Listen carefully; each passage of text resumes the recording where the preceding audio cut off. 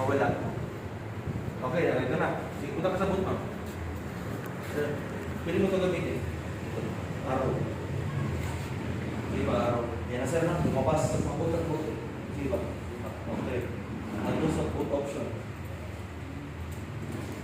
So, na-detect niya ang sige ma'am. Enter.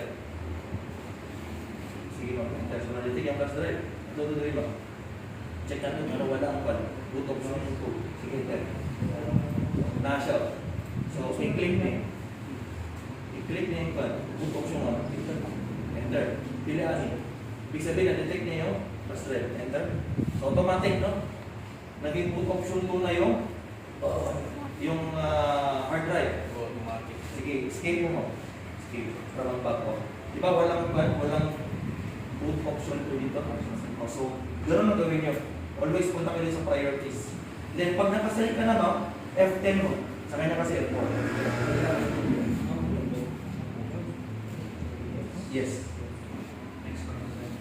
Yes, sir. Next one. Pag may maglabas, BIOS. Wala pa mga, wala pa niya gawas. O sorry, hindi siya magawas, diretso na siya mag-galing. Then, always select ang Windows 10 Pro STD.